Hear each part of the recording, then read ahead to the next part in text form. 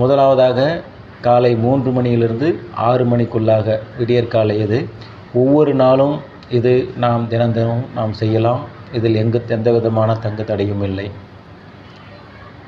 அதேபோல் இரண்டாவதாக ஒவ்வொரு நாளும் பகல் நேரங்களிலே காலை 11 மணி முதல் மதியம் 2 மணிக்குள்ளாக காலை 11 மணி முதல் மதியம் 2 மணிக்குள்ளாக எந்த ஒரு சுப நிகழ்ச்சிகளையும் சுப காரியங்களையும் நாம் ஆரம்பித்து அத்தேலை செய்யும் பொழுது நிச்சயம் அது நற்பலன்களையே தரும். 11 மணியிலிருந்து மதியம் 2 மணிக்குள்ளாக என்பது ஒவ்வொரு நாளும் எல்லா நாளுமே நல்லதாகவே சுபிக்ஷமாகவே அமையும். அந்த நேரங்களிலே தொடங்கி அந்த சுப நிகழ்ச்சிகளை தொடங்கும்போது நிச்சயம் அது நல்ல பலன்களையே கொடுக்கும். நல்லது ஒரு சுபிக்ஷமான மங்களகரமான வெற்றியை தான் கொடுக்கும்.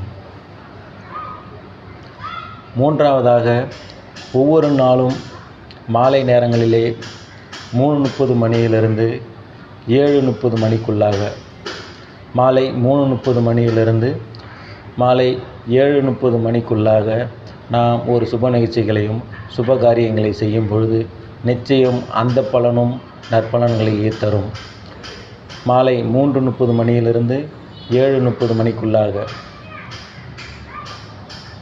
இந்த நேரத்திலே நாம் ஒரு சுப நிகழ்ச்சிகள் சுப செயல்கள் தொழில் தொடங்குதல் திருமணம் மங்களகரமான சுப நிகழ்ச்சிகளை செய்யும் பொழுது நிச்சயமாக அந்த செயலும் நிச்சயமான வெற்றியை தரும்.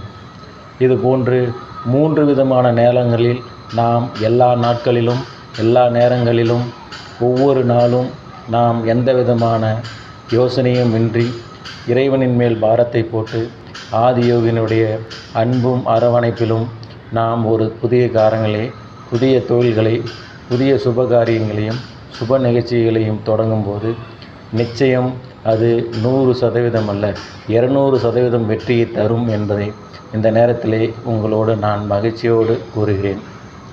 இது வெறும் சொற்களால் கூறப்படுவதல்ல, இது பிரபஞ்சத்தினுடைய உண்மை கருத்தாகும்.